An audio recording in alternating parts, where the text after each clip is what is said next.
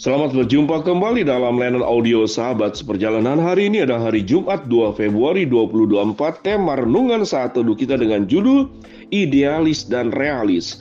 Firman Tuhan terambil di dalam Lukas pasal yang ke-14 ayat yang ke-28 sampai dengan ayat yang ke-30. Sebab siapakah di antara kamu yang kalau mau mendirikan sebuah menara tidak duduk dengan membuat anggaran biayanya, kalau cukup uangnya untuk menyelesaikan pekerjaan itu, supaya jikalau ia meletakkan dasarnya dan tidak dapat menyelesaikannya, jangan-jangan semua orang akan melihatnya dan mengejek dia, sambil berkata, orang itu mulai mendirikan tetapi tidak sanggup menyelesaikannya. Mari kita berdoa. Bapa yang di dalam surga, terima kasih bahwa di dalam hidup manusia diberikan kemampuan mempertimbangkan, diberikan kemampuan manajemen, diberikan kemampuan untuk mengatur segala sumber daya untuk tujuan yang ingin dicapai. Dalam nama Tuhan Yesus kami berdoa, amin. Shalom sahabat seperjalanan yang dikasihi Tuhan, idealis dan realis. Kita melihat bagian firman Tuhan yang mengajarkan tentang sebuah kehidupan yang tidak hanya cukup dengan angan-angan, yang tidak hanya cukup dengan cita-cita, yang tidak hanya cukup dengan semangat, yang tidak hanya cukup dengan keyakinan, yang tidak hanya cukup dengan sikap idealisme, tapi bagian firman Tuhan ini mengajarkan tentang bagaimana melakukan manajemen hidup, bagaimana memberikan sebuah keseimbangan antara idealisme dan sikap yang realis. Kita lihat ayat 28 dikatakan, sebab siapakah di antara kamu yang kalau mau mendirikan rumah, mendirikan sebuah menara, tidak duduk dengan membuat anggaran biayanya, kalau cukup uangnya untuk menyelesaikan pekerjaan itu. Artinya untuk sebuah mimpi, untuk sebuah cita-cita, maka kita harus melakukan yang namanya itu mempertimbangkan. Secara sederhana sahabat seperjalanan, ada langkah dan contoh yang sangat realis. Misalkan sahabat seperjalanan punya kendaraan, baik itu motor maupun mobil, maka kendaraan itu sudah ada catatannya bahwa 1 liter bensin itu cukup untuk menempuh perjalanan berapa kilometer. Kurang lebih seperti demikian, atau 1 liter bensin bisa menempuh sebut saja 20 kilometer. Maka untuk bisa mencapai 200 kilometer dibutuhkan bensin itu adalah 10 liter. Maka untuk bisa sampai kepada tujuan kita tidak boleh kurang dari 10 liter. Bahkan kita perlu menambah minimal cadangan mengisi 12 liter untuk perjalanan 200 km. Itu bisa mencapai menghabiskan 10 liter.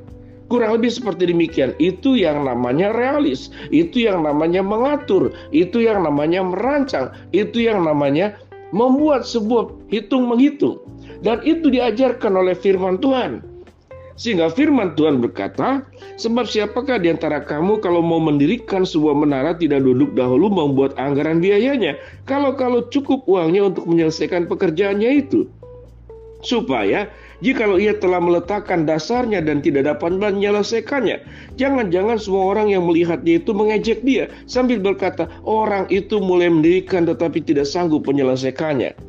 Sahabat seperjalanan, mari kita belajar dalam praktikal hidup dalam sehari-hari. Saya melihat khususnya karena saya banyak mengurus anak-anak asuh.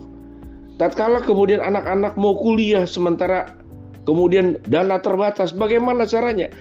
Kalau yang uangnya banyak bisa langsung memilih katakanlah kampus yang baik.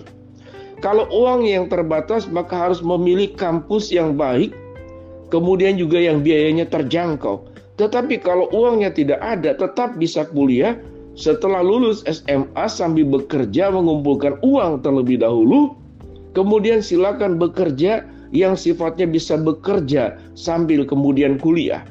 Jadi ada 3 pilihan sesuai dengan kemampuan, sesuai dengan keadaan. Masing-masing bisa kuliah dengan kondisi kemampuan masing-masing secara ekonomi yang berbeda. Itu yang disebut dengan perhitungan.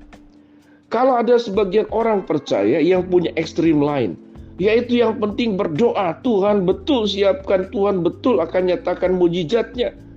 Tidak apa-apa, pokoknya kalau bisa hanya mendirikan rumah cukup fondasinya saja, maka sisanya Tuhan akan mencukupkan. Apakah ini sebuah iman atau sesungguhnya sedang menguji atau sesungguhnya adalah sebuah kekonyolan? Bukankah Tuhan memberikan kepada kita otak? Bukankah Tuhan juga mengajarkan pada bagian firman Tuhan ini tentang mempertimbangkan? Itu satu bagian daripada tanggung jawab hidup.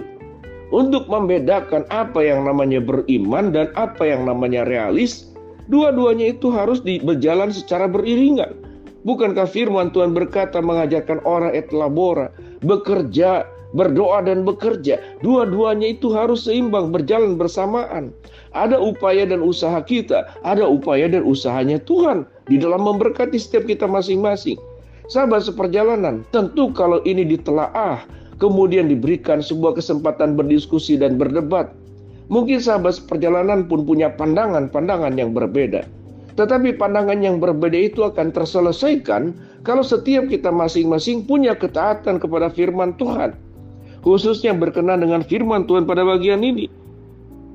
Lalu dikatakan, ada ilustrasi yang lebih berikut, atau raja manakah yang kalau mau pergi berperang melawan raja lain, tidak duduk dahulu untuk mempertimbangkan apakah dengan 10.000 orang ia sanggup menghadap lawan yang mendatanginya dengan 20.000 orang. Jikalau tidak sanggup, ia akan mengirim utusan selama musuh itu masih jauh untuk menanyakan syarat-syarat perdamaian. Demikian pula tiap-tiap orang di antara kamu yang tidak melepaskan dirinya di segala miliknya tidak dapat menjadi muridku. Nah, kita lihat di sini bagaimana kemudian diajarkan kalau 10.000 prajurit melawan 20.000 prajurit. Bagian firman Tuhan ini mengajarkan, dikatakan, biarlah kita kemudian mendatangi musuh yang jumlahnya lebih banyak, sementara dari jauh belum sampai, untuk menanyakan apa itu syarat-syarat perdamaian.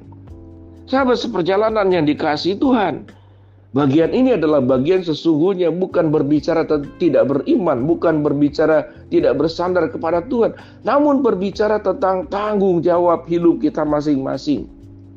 Bahwa kalau kita sudah melakukan perencanaan, kita mengerjakan bagiannya dengan baik, mempertimbangkan dengan baik, maka ada berkat Allah, ada pertolongan Tuhan setelah kita mengerjakan bagiannya.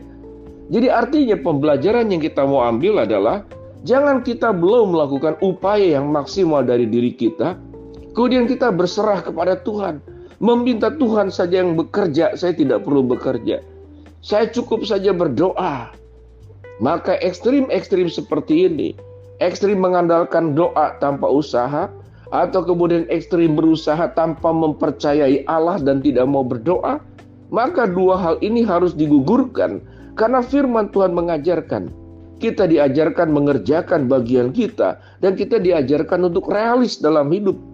Tidak idealis yang sifatnya buta, dan tidak juga menutup kemungkinan bagaimana Tuhan bekerja dan berkarya setelah kita mengerjakan bagiannya.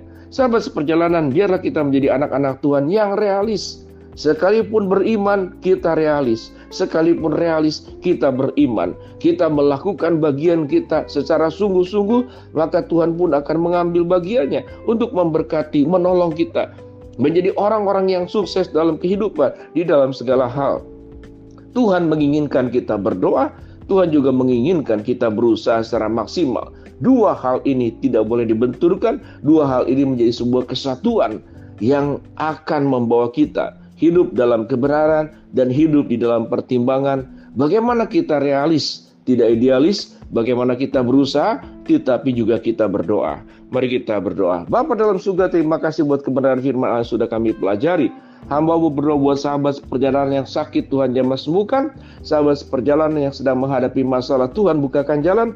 Sahabat seperjalanan yang sedang berdoa mengharapkan sesuatu, Tuhan kabulkan dengan cara dan waktunya Tuhan. Dalam nama Tuhan Yesus kami berdoa. Amin.